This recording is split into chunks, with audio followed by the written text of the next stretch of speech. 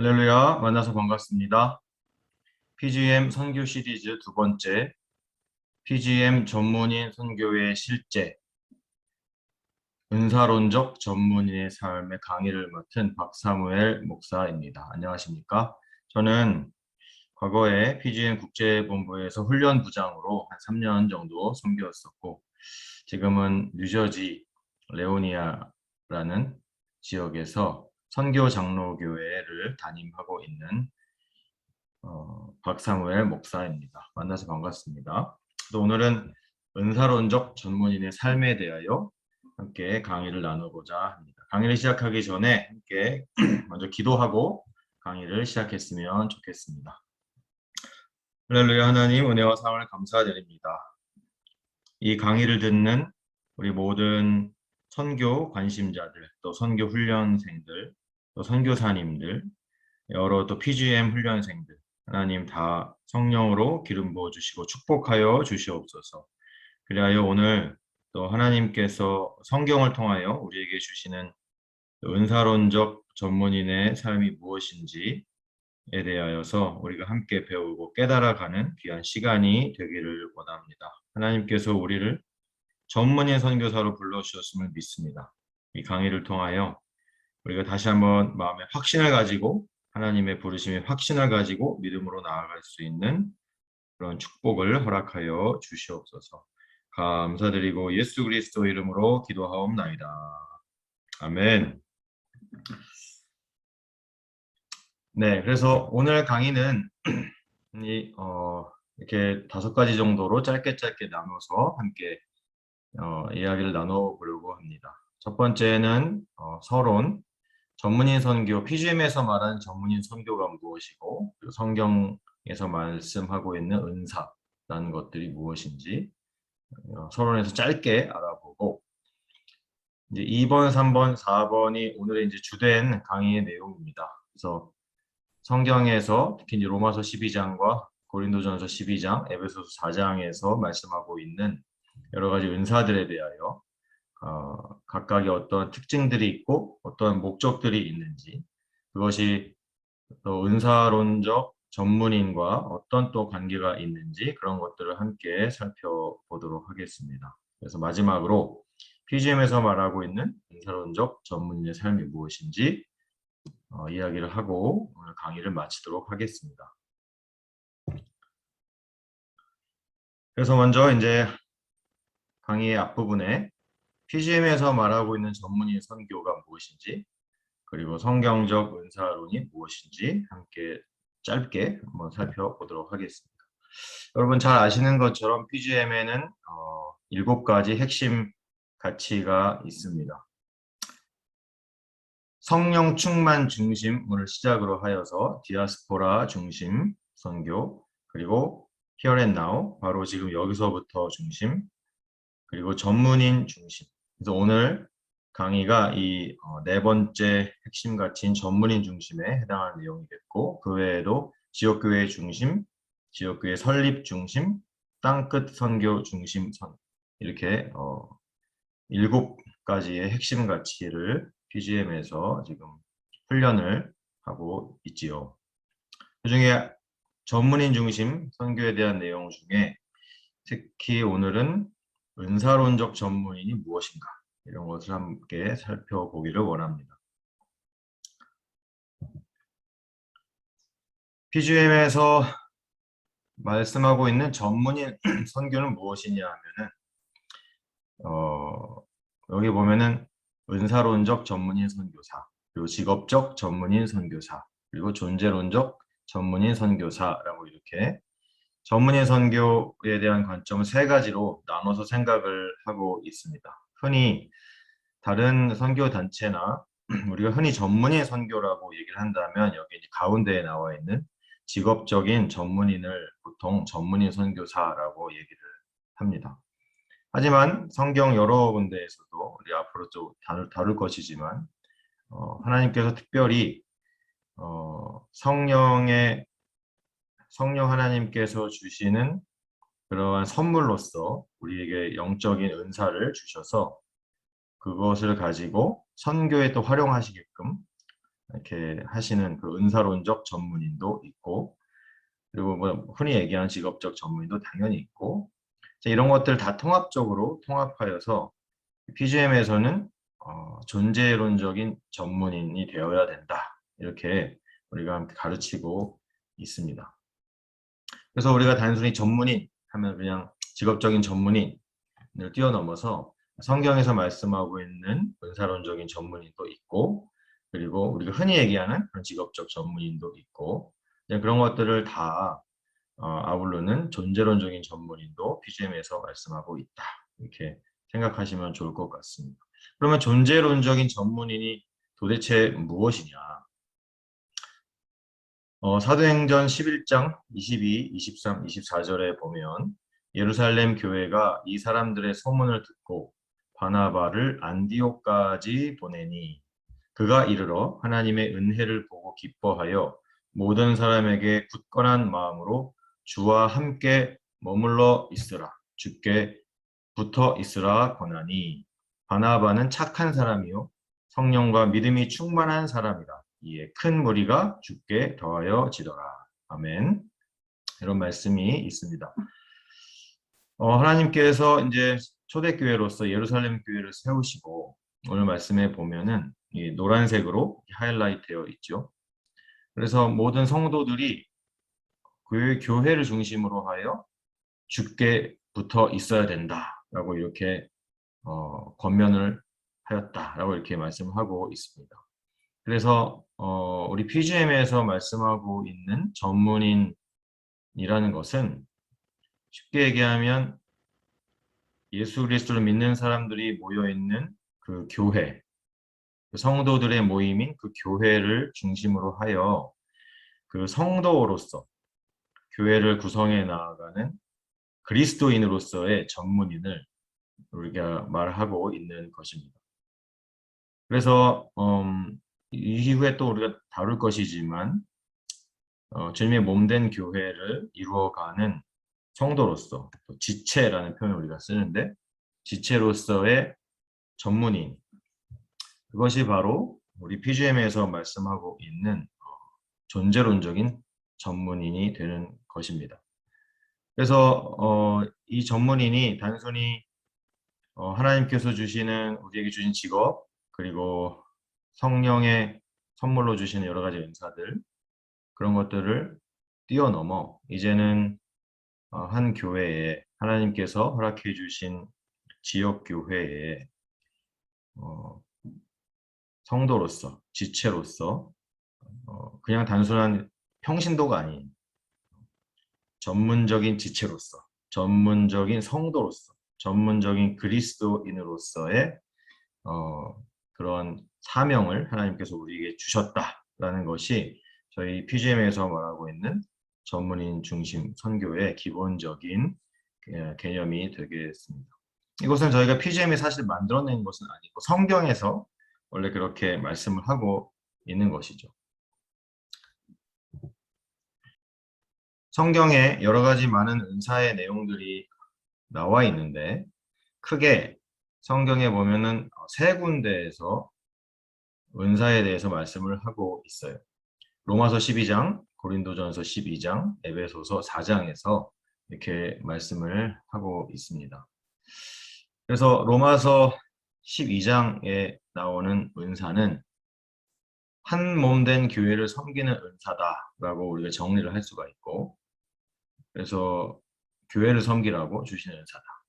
그리고 고린도전서 12장에 나오는 은사는 하나님의 능력을 나타내는 은사다라고 우리가 정리를 할 수가 있습니다.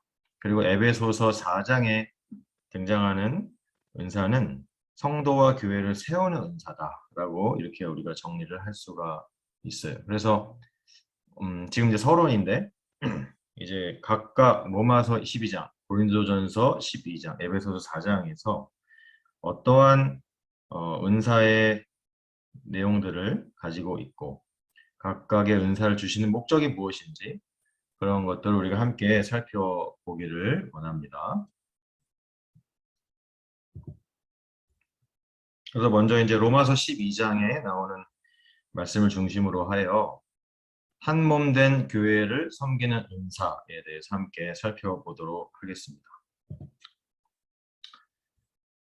여기 이 로마서 12장에 등장하는 은사는 로마서 12장 6절에 보면 우리에게 주신 은혜대로 받은 은사가 각각 다르니 그렇게 말씀을 하고 있죠. 그래서 여기에서 말씀하고 있는 은사라는 이 단어는 원래 그 헬라어 성경을 보면은 카리스마라는 단어를 은사라고 이렇게 번역을 해 놓았습니다. 카리스마는 선물이라고 쉽게 번역을 할 수가 있어요.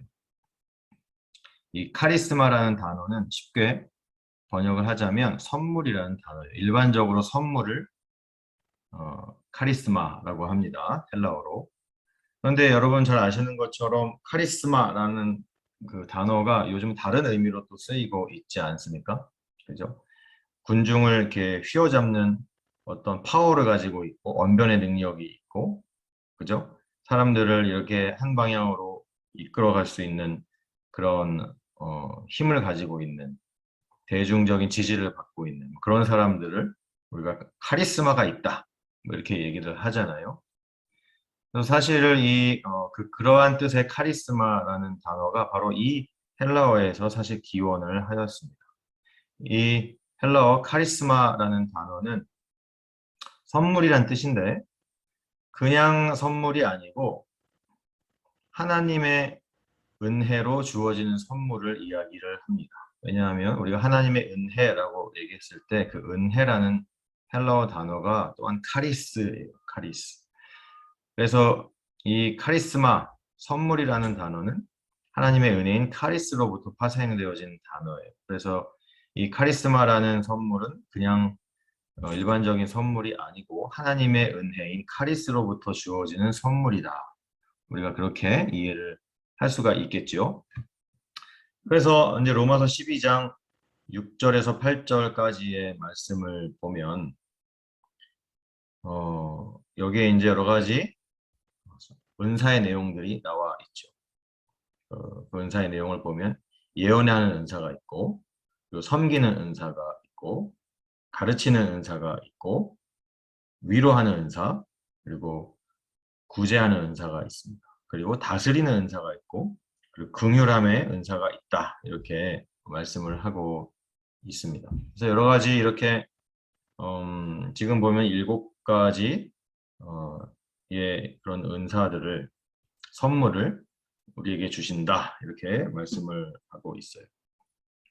근데 이런 은사를 주시는 목적이 무엇인가 라고 보면은 이 은사를 주시는 목적은 다른 데 있는 것이 아닙니다. 로마서 12장 4절에서 5절에 보면 우리가 한 몸에 많은 지체를 가졌으나 모든 지체가 같은 기능을 가진 것이 아니니 이와 같이 우리 많은 사람이 그리스도 안에서 한 몸이 되어 서로 지체가 되었느니라. 아멘. 이렇게 말씀을 하고 있어요. 그래서 결국에 이 로마서 12장에서 성령께서 우리에게 이런 은사들을 주시는데, 이런 뭐 예언이나 섬김, 가르침, 위로, 구제, 다스림, 긍휼 이런 은사를 주시는 목적이 뭐냐면 결국에는 우리에게 허락하신 한 몸인 교회를 잘 섬기라고 이렇게 주셨다라는 것입니다. 왜냐하면 우리가 예수 그리스도를 머리로 두고 우리가 한 몸인 그리스도의 몸을 이루어가는 지체이기 때문에 그렇다. 이렇게 말씀을 하는 것이에요. 그래서 오늘 이 은사의 종류, 은사의 내용들을 서로 보면은 먼저 예언이 나오죠. 예언은 우리가 흔히 얘기하기에 뭐 미래에 일어날 일을 하나님으로부터 계시를 받아서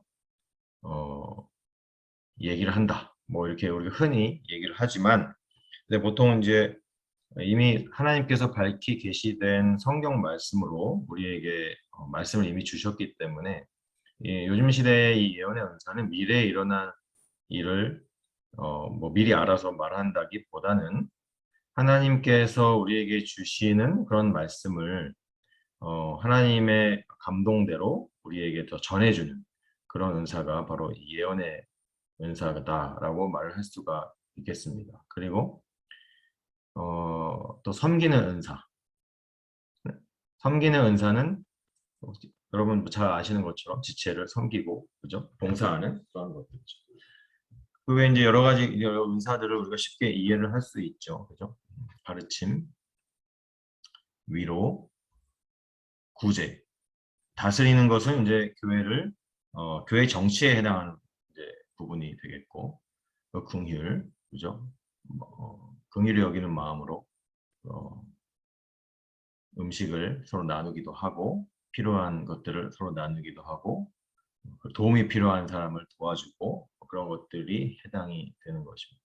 근데 결국에는 이런 것들이 자세히 하나씩 하나씩 살펴보면, 교회 안에서 서로 잘 섬기라고 이런 것들을 주셨구나라는 것이에요. 그죠? 하나님의 말씀으로, 예언으로 섬기고, 그죠? 봉사하고, 가르침은 이제 쉽게 우리가 딱 떠오르는 것이 뭐냐면, 교회 안에서 가르침의 직분을 가진 선생님들 있죠. 교회 학교 선생님들이라든지, 그죠? 목사님, 전도사님 등 여러 가지 또 리더들, 가르치는 위치에 있는 소그룹 리더라든지 구역장이라든지 그런 분들이 또 이런 은사가 있으면 또 한몸된 교회를 잘 세우고 서로 교회를 섬기기 위해요. 이런 은사를 활용할 수 있지 않겠습니까? 위로가 필요한 사람 위로 등등 여러 가지 이 7가지 은사가 하나씩 하나씩 살펴보면 결국에는 한 몸인 교회를 잘 섬기도록 우리에게 주신 것임을 우리가 알 수가 있습니다. 결국에는 이런 은사를 경험하는 사람들이 교회 안에서 이러한 기능을 잘 못하는 이유 중에 하나가 뭐냐면, 뒤에 또 얘기하겠지만 이런 것을 이제 성령 안에서 아름답게 겸손하게 잘 수행하지 못하기 때문에 문제가 생겨나는 것이죠.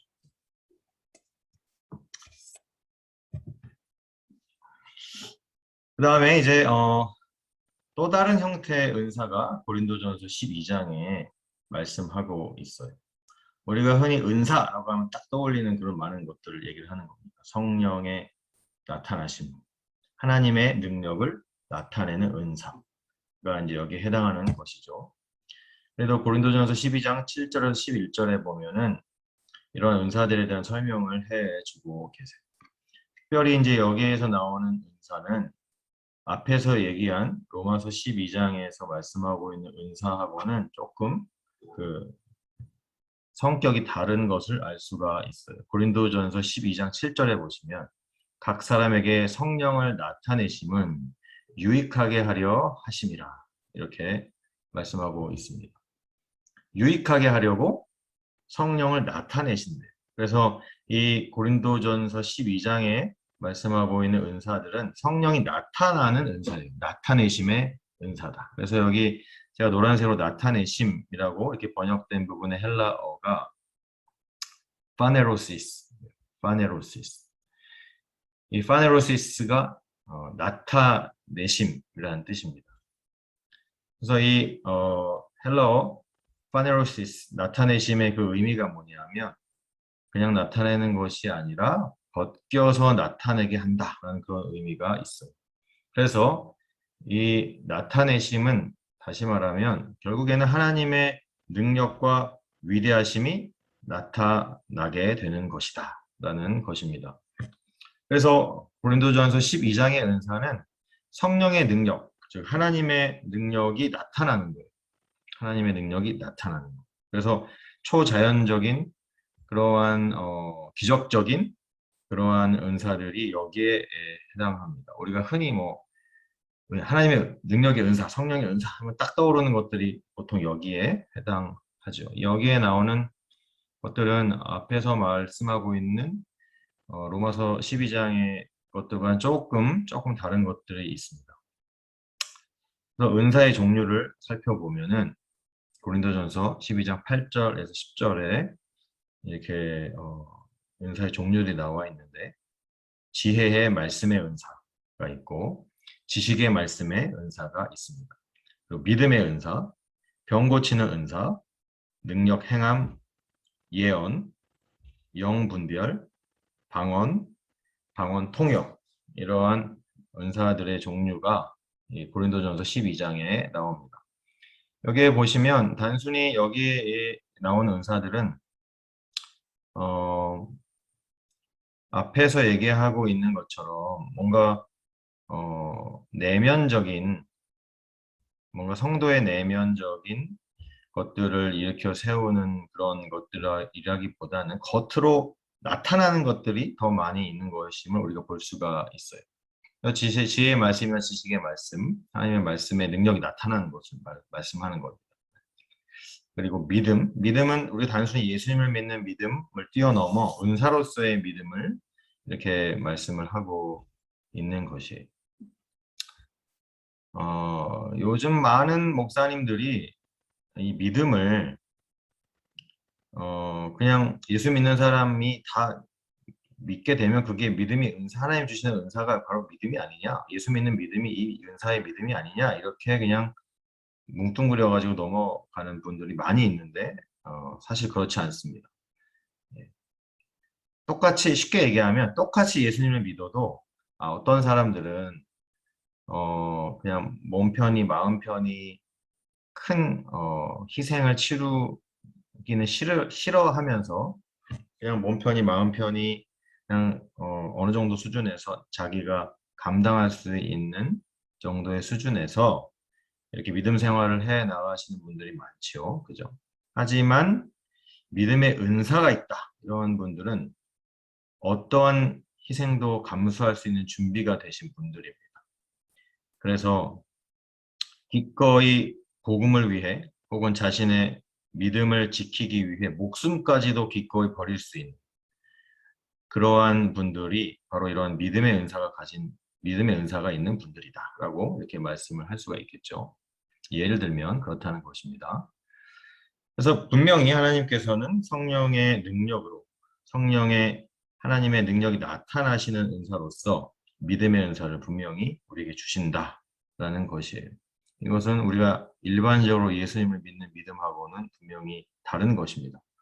그리고 병 고치는 은사가 있잖아요. 신유의 은사라고도 얘기하는 병 고치는 은사가 있고 능력 행함. 이것은 상당히 여러 가지 형태의 능력 행함이 있을 수 있겠죠. 그죠?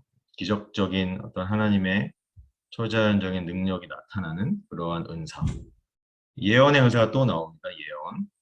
아까 이것은 앞에서 말씀하고 있는 로마서 12장에서의 예언의 은사와 다르지 않다라고 얘기를 할 수가 있겠어요. 이 예언의 은사는 앞에서도 말씀드렸지만 하나님께서 이 시대를 살아가는 우리들에게 주시는 말씀을 그 상황과 시기에 그 때에 맞게 적절하게 주시는 그런 성경 말씀이 있습니다. 그것을 바로 예언의 은사라고 우리가 보는 것이 이단에 빠지지 않는 건전한 길인 줄로 믿습니다. 영분별의 은사 있죠. 이것이 정말 하나님의 역사인지 그리고 아니면 거짓의 영의 우리를 미혹하는 영의 사단의 역사인지 이런 것들을 분별하는 것이 분명히 있고 그리고 방언이 있습니다. 어떤 교단 혹은 요즘 많은 목사님들이 방언을 상당히 폄하하는 그런 움직임들이 요즘은 많이 있습니다. 그래서 이 방언이 요즘 시대에는 없다. 사실 이제 이런 걸 이렇게 말씀하시는 이제 목사님들은 보통 지금 이 시대에는 사도행전이나 이런 지금 얘기하고 있는 고린도전서 12장에서 말씀하고 있는 이런 하나님의 능력이 나타나는 은사는 지금 이 시대에는 없다라고 믿고 그렇게 설교하시는 목사님들이 많습니다. 그렇지 않지요, 근데. 그래서 이제 이런 분들은 이제 본인이 사실 방언 체험을 못 해봤어요. 못 해봤고 방언이 체험이 있었지만 그것이 그냥 한번 스쳐 지나가는 듯한 그런 이제 경험이다 보니까 방언을 잘 모르는 거죠. 성경이 이제 고린도전서 14장에 보면은 방언에 대한 설명이 아주 자세히 잘 나와 있는데 아무리 잘 나와 있어도 이 방언을 경험한 사람한테나 그것이 도움이 되는 거지 본인이 경험을 해보지 않았다고 하나님의 은사로서 분명히 주시는 방언을 무시하고 폄하하고 그리고 심지어는 공부를 많이 하신 여러 신학자이신 목사님들도 이 방언, 요즘 시대에 나타나는 방언은 진짜 방언이 아니고 사단이 우리의 교회를 무너뜨리기 위해서 주시는 이상한 소리의 현상이다. 이렇게 치부하기도 합니다. 하지만 그것은 진짜 잘 모르는, 안타깝게도 잘 모르는 그런 분들의 이야기라고 저는 믿고 있습니다. 하나님은 성경에 갇혀 계신 하나님은 분명히 아닙니다. 지금도 살아계셔서 역사하시는 하나님, 하나님의 그 변함없는 그 능력으로 우리를 붙들고 계신 하나님이 아니겠습니까? 그런 하나님이시기 때문에 그 하나님께서는 지금 이 시대에도 이렇게 하나님의 능력과 위대하심을 나타내는 은사들을 분명히 허락하고 계신 줄로 믿습니다. 저는 방언을 오랫동안 했고 지금도 방언으로 기도하는 목사 중에 한 명입니다. 네. 방언은 분명히 있고 방언은 개인의 기도 생활을 위하여 개인의 성경적으로 개인의 덕을 세우기 위하여 분명히 필요한 것입니다. 그리고 성경에도 보면은 분명히 방언을 받았으면 통변하기, 통역의 은사를 받기를 위해서 기도하고 그리고 방언보다는 예언을 하려고 더 힘써라 이렇게 고린도전서 14장에서 분명히 또한 말씀을 하고 있지 않습니까? 그래서 방언 통역의 은사도 또한 이렇게 존재를 합니다. 그래서 이렇게 분명히 하나님의 능력을 나타내는 은사가 있고 성경에서 말씀하고 있고 그것이 단순히 뭐 초대교회 시대로 끝나는 것이 아니라 지금 이 시대에도 2021년에도 분명히 하나님의 능력이 나타나고 위대하심이 나타나는 은사는 우리에게 주어진다라고 믿습니다. 이렇게 하나님의 능력을 나타내시는 목적이 있는데 마찬가지로 고린도전서 12장을 살펴보시면 그 목적들이 나타나 있어요. 고린도전서 12장 11절 12절에 보면 이 모든 일은 같은 한 성령이 행하사 그의 뜻대로 각 사람에게 나누어 주시는 것이니라. 하나님이 뜻대로 나누어 주신다는 것이죠. 그렇죠? 몸은 하나인데 많은 지체가 있고 몸의 지체가 많으나 한 몸임과 같이 그리스도도 그러하니라. 우리가 예수 그리스도 몸된 예수 그리스도를 이루는 지체다라는 얘기를 하고 계시는 거예요. 그러면서 결국에 이러한 능력을 우리에게 나타내시는 목적이 뭐냐 하면 고린도전서 12장 25에서 27절 몸 가운데에서 분쟁이 없고 오직 여러 지체가 서로 같이 돌보게 하셨느니라. 서로 돌보라고 주신다라는 얘기. 만일 한 지체가 고통을 받으면 모든 지체가 함께 고통을 받고 한 지체가 영광을 얻으면 모든 지체가 함께 즐거워하느니라. 우리는 한 몸이고 함께 가는 운명 공동체와 같은 것이다 라는 것입니다. 너희는 그리스도의 몸이요 지체의 각 부분이라. 아멘.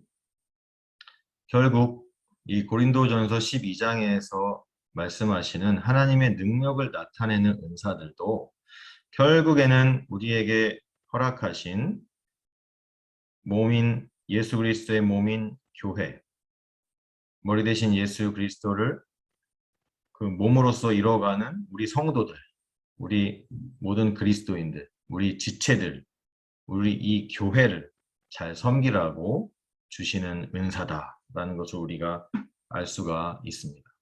하나님의 능력이 나타나는 목적이 뭐냐 하면 결국에는 교회의 덕을 세우고 그리고 성도들에게 위로를 주고 그리고 결국에는 복음이 전파되기 위하여 우리에게 이러한 능력을 나타내시는 것입니다.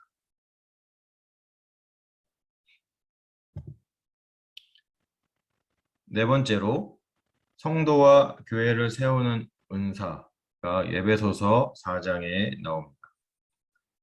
앞에서 얘기한 로마서 12장이나 고린도전서 12장에서 말씀하고 있는 것과 또 다른 성격의 은사들을 또 말씀하고 계세요. 그래서 이 에베소서 4장 7절에서 12절 가운데서 말씀하시는 이 은사는 특히 에베소 4장 8절에 보면 그가 위로 올라가실 때에 사로잡혔던 자들을 사로잡으시고 그 사람들에게 선물을 주셨다 하였도다. 이렇게 말씀하고 있습니다.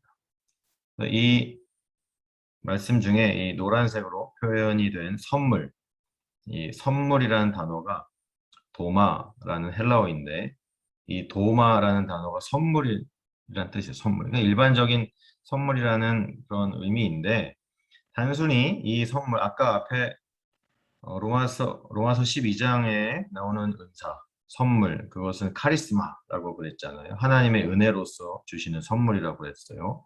근데 이 도마라는 선물은 그냥 일반적인 그런 카리스마적인 그런 선물이 아니고 구체적인 선물을 의미합니다. 구체적인 선물. 구체적이고 매우 정확한 딱 맞는 그런 선물을 이야기를 하는 거예요.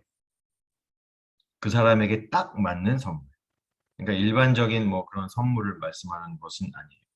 그 사람에게 딱 맞는 구체적이고 정확한 선물이 바로 이 도마라는 단어입니다.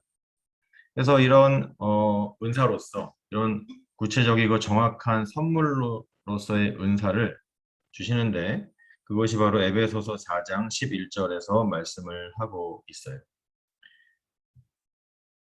사도, 선지자, 복음 전하는 자, 목사, 교사 이러한 5가지 선물을 주신다 이렇게 말씀을 하고 있습니다. 사도 알죠? 사도 그죠? 사도는 예수님께서 직접 택하셔서 예수님과 진짜 생사고락을 직접 경험한 제자들을 우리가 흔히 얘기하는 12제자를 사도다라고 쉽게 얘기합니다. 그것이 사도입니다. 사도. 바울 사도도 다메섹 도상에서 빛 가운데 예수님을 만난 경험을 했기 때문에 자기 자신도 이방인에게 복음을 전하는 사도로서 부르심을 받았다라고 이렇게 말씀을 하고 있죠. 예수님을 직접 부활하신 예수님을 직접 만났으니까 예수님으로부터 직접 사명을 받았으니까 사도 바울도 자기를 사도다 이렇게 얘기를 하고 있습니다. 지금 이 시대의 사도는 교회입니다. 교회. 왜냐하면 예수 그리스도께서 반석 위에 내 교회를 세우겠다 이렇게 말씀하시면서 이 교회를 예수님께서 직접 세우셨잖아요. 그래서 이 시대의 사도는 교회입니다. 개인이 사도가 될 수가 없지요. 그래서 하지만 요즘 뭐 신사도 운동이라는 이단을 우리가 알고 있는데 어떤 한 개인이 내가 이 시대에 하나님께서 새로 세우신 사도다 이렇게 주장하는 사람들이 있었어요. 그래서 그 사람들 12명이 자기네들을 이 시대에 하나님이 새롭게 세우신 사도다 이렇게 주장을 하면서 너무 치우치게 되었어요. 사실 그분들이 각 개개인을 살펴보면 그전에는 상당히 존경받던 영성가였고 신비가셨던 분들이 너무 치우치다 보니까 나중에는 본인이 사도다라는 이런 말씀까지 하시면서 이단 시비가 붙어서 결국에는 신사도 운동이라는 이단으로 이제 그렇게 정죄를 받게 된 거 아니겠습니까? 그러면서 이것 때문에 사실 저도 한 교회를 섬기는 목사로서 안타깝게 생각하는 게 뭐냐면 우리가 이단을 조심해야 됩니다. 이단을 조심해야 되지만 그렇지만 성령님의 이렇게 건전한 역사를 우리가 신비주의를 너무 배척하고 이런 신사도 운동 같은 이단을 경계하는 목적으로서 성령 하나님의 이런 당연히 있어야 되는 건전한 역사까지도 너무 우리가 압박을 하고 있는 것은 아닌가 이렇게 생각을 하고 있습니다. 아까도 얘기했지만 고린도전서 12장에는 분명히 이 시대에도 하나님의 능력, 하나님의 위대하심이 나타나는 그런 은사가 분명히 있는데 마치 그런 것이 이 시대에 있다라고 주장을 하면 이 사람 신사도 운동 이단이네 라고 이렇게 다 싸잡아가지고 이단 취급을 하는 것이 어떻게 보면 건전한 성령의 역사를 오히려 우리가 방해하는 것이 아닌가 이렇게 조심스럽게 생각을 해봅니다. 왜냐하면 하나님께서는 살아계신 하나님이고 지금 이 시대에도 그리스도인들을 통하여 하나님의 능력을 나타내시기 때문입니다. 믿으십니까?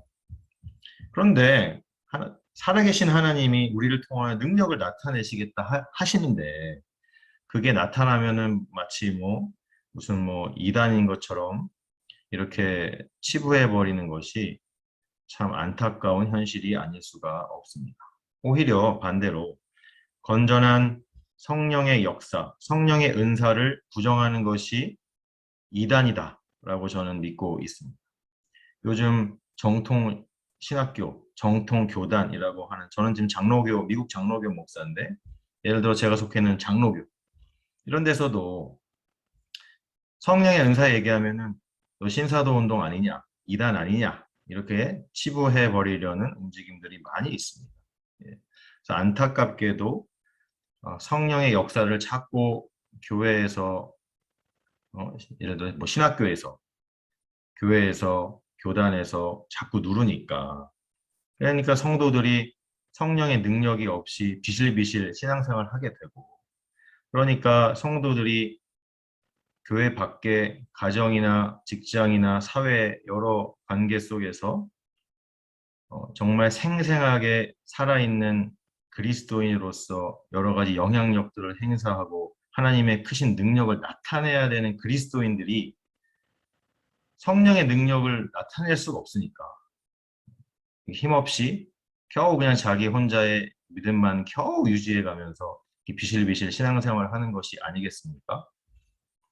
너무 성령의 은사, 성령의 역사, 성령의 나타나심을 이단으로 취급을 하고 누르는 결과가 결국에는 교회가 더 약해지고 그리스도인이 세상 속에서 힘을 낼 수 없는 그러한 결과로 능력 없는 그리스도인, 능력 없는 교회가 점점 되어가는 것이 아닌가 이렇게 안타깝게 생각을 하고 있습니다. 그래서 요즘 시대에야말로 오히려 더 이 성령의 은사를 사모하고 고린도전서 14장에 말씀하고 있는 것처럼 더 큰 은사도 사모하고 이렇게 우리가 성령의 하나님의 능력이 나타나고 하나님의 위대함이 우리를 통하여 은사로서 나타난 이런 경험을 더 많이 해야 되는 것이 아닌가 이렇게 생각하게 됩니다. 어쨌든 이 시대의 사도는 개인은 아닙니다. 내가 사도다 그러면 이단이고 하나님께서 우리에게 허락하신 교회가 바로 지금 이 시대에도 사도의 그 역할, 사도의 직분을 감당해 나아가며 사도로서의 사명을 감당해 나아가야 되는 줄로 믿습니다. 이 시대의 사도는 교회입니다. 그리고 또 선지자, 복음을 전하는 자, 목사와 교사로 세우셨다. 이렇게 말씀을 하고 있습니다. 근데 이 선물, 이 도마라는 단어를 쓴다고 그랬는데 이 도마, 선물의 목적이 무엇이냐 하면 이 에베소서 4장에는 매우 분명하게 말씀을 해주고 계십니다. 에베소서 4장 12절에 보면 그 목적이 뭐냐 하면 이는 성도를 온전하게 하여 봉사의 일을 하게 하며 그리스도의 몸을 세우려 하심이라. 아멘. 성도를 온전하게 한답니다. 봉사의 일을 하게 하십니다. 그래서 결국에는 뭐냐면 그리스도의 몸을 세우려 하심이라 이렇게 말씀하세요. 결국에는 뭡니까? 로마서 12장에 나오는 은사든 고린도전서 12장에 나오는 은사든 에베소서 4장에 나오는 은사든 그 은사의 단어의 의미도 다르고 주시는 그 선물, 은사들의 성격도 조금씩 조금씩 다른 듯 보이지만 결국에 모든 은사의 목적, 모든 이 다양한 은사를 우리에게 주시는 목적이 뭐냐면 그리스도의 몸을 세우게 하려고 주신다라는 것입니다. 다른 것이 없습니다. 다른 것이 없습니다. 우리에게 허락하신 예수 그리스도를 머리로 둔 우리 교회, 예수 그리스도의 몸된 우리의 교회를, 형제 자매들을 지체로서 잘 섬기고 지체의 사명을 잘 감당하며 성도로서 잘 살아가라고, 제대로 살아가라고, 그리스도의 몸을 세우며 살아가라고 우리에게 주시는 것입니다. 그래서 이제 마지막 5번째로 그렇다면 우리가 이제 지금까지 성경에서 말씀하고 있는 은사가 무엇인지에 대해서 간단하게 살펴보았는데 이 은사론적 전문인의 삶이 그럼 어떻게 살아가는 것이 맞는 것인가 함께 살펴보기를 원합니다. 그래서 앞에서 지금까지 우리가 다뤘던 것이 이 3가지 로마서 12장, 고린도전서 12장, 에베소서 4장에서 말씀하고 있는 3가지 다른 성격의 은사들에 대해 살펴보았죠. 한 몸 된 교회를 섬기는 은사, 하나님의 능력을 나타내는 은사, 성도와 교회를 세우는 은사, 이런 것들이 있었는데 결국에 이러한 다양한 은사를 주시는 목적은 한 가지다, 한 가지. 지체로서 예수 그리스도의 몸된 교회를 이루는 지체로서 전문인이 되어라 라는 것입니다. 교회의 지체로서의 전문인이 되도록 우리를 도와주는 그런 은사가 바로 이러한 여러 가지 성경에서 말씀하고 있는 신령한 은사들인 것입니다.